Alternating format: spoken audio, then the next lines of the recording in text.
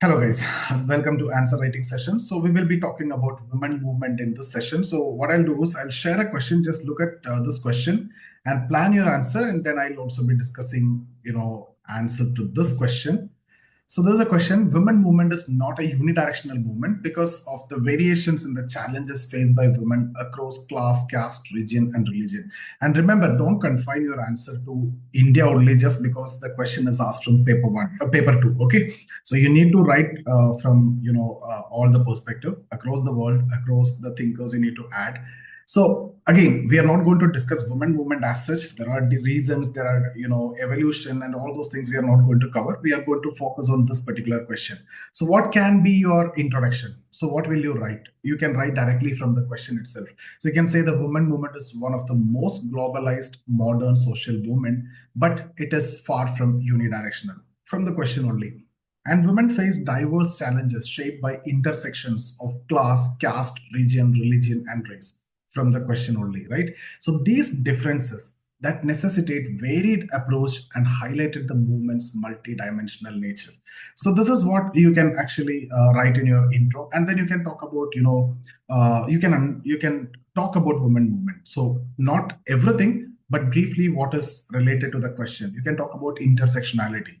So whenever you talk about such concepts, you need to mention that person who's associated with this also, Kimberlé Crenshaw. So the intersectionality, the term coined by Kimberlé Crenshaw, and this concept highlights how overlapping identities like gender, race, class, they create unique experiences of discrimination. Right? For instance, while upper class women might campaign for workplace equality, the Dalit, on the other hand, Dalit women will be having an entirely different issue. It may be violence or it could be caste-based oppression. Right? So that intersectionality you can talk about. And then global division. Women across the globe, if you see, prioritize issues like neocolonialism, imperialism, and racism, as noted by Harding and Spivak. So a global North movement, this is global South movement. Their priority will be neocolonialism, imperialism, racism. So that is the southern part, right? Now the global North movement focuses on gender exclusive issues.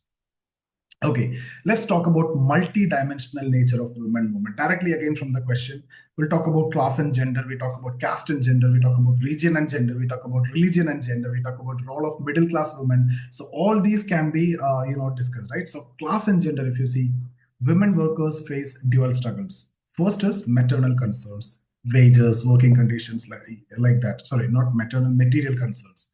And then ideological barriers, that is a patriarchal attitude. Right? On one side, there is an ideological barrier that is related to patriarchal attitude. The other side, material concerns, right? Maternal concerns is different, but maternal concern is coming again later, right? So here it is related to wages, the working conditions, subordination, and other things. Organizations like the Self-Employed Women Association, we discussed this in detail when we actually discussed women movement in the class. SEWA, empower women in informal economy, addressing economic disparities and how it is done and everything. You can get the details, the description. In the description, you'll get the PDF and everything. You can check that.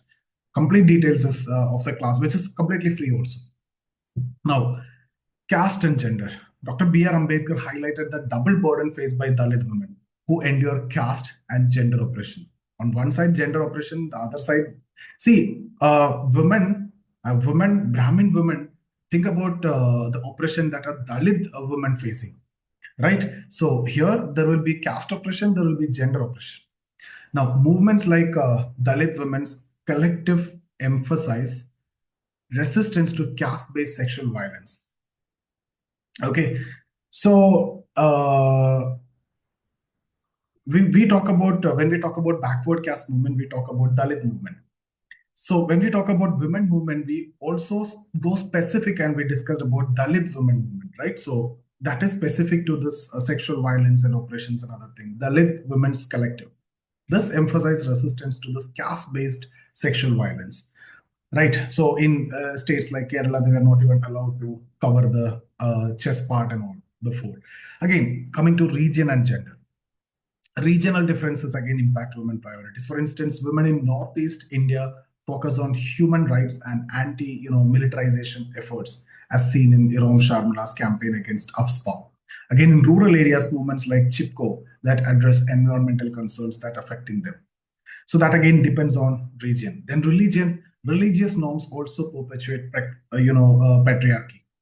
Practices like triple talaq and restrictions on temple entry that highlight gender discrimination within religious frameworks. But the progressive interpretations, as advocated by organizations like the Bebak Collective, challenge these norms. Now, the role of middle class women, if you see, the middle class women have brought, private issues like domestic violence and dowry deaths, etc., into the public domain. So that's again questioning the patriarchal family structure. Okay, so need to mention about all these. If you look at the domains of empowerment, empowerment in women's movement occurs, in fact, across multiple dimensions. Psychological empowerment we need to discuss, economic empowerment we need to discuss, a political empowerment we need to discuss, a social empowerment we need to discuss. So women gain confidence to challenge patriarchal norms and make independent decisions. That's the psychological empowerment.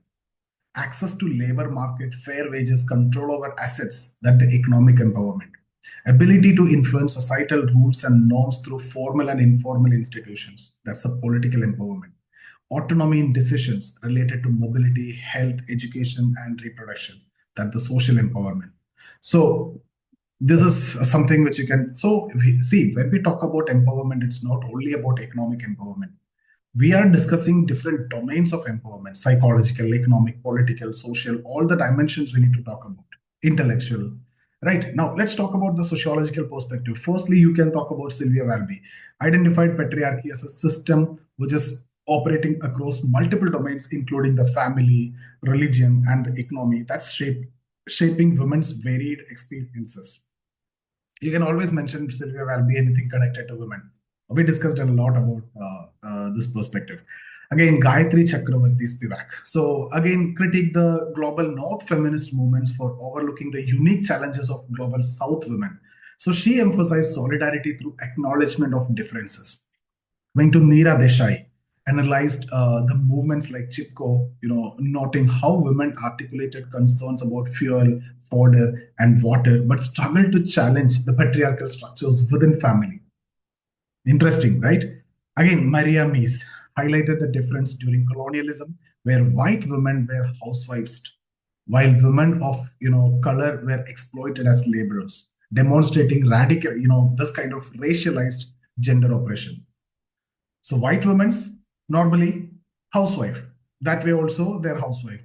And color women, if you see, they're exploited as laborers in plantations and other things.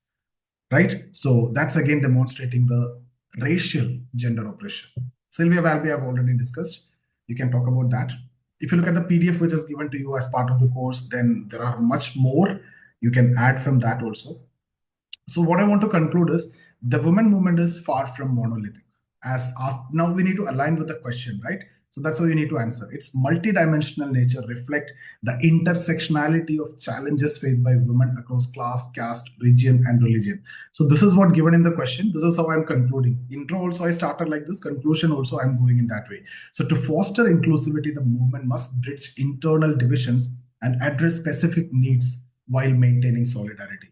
So by imagining alternative social arrangements and valuing diverse experiences, women can collectively challenge these oppressions. The future of women movement lies in its ability to synthesize these varied struggles into a unified yet nuanced approach of social transformation. So I hope this answer find helpful for you. We have covered everything which is asked from the question. Otherwise, women movement itself is a big topic, so much of things to cover, so much of information is there. You get all that from the PDF, which is given in the description, that is free of cost. And in case if you're looking for any mentorship program for sociology, test series, or the course, again, details are in the description. Check out that also. If you like the video, don't forget to share it with your friends who are preparing for sociology. So that's about the session. Thank you so much. See you in the next video.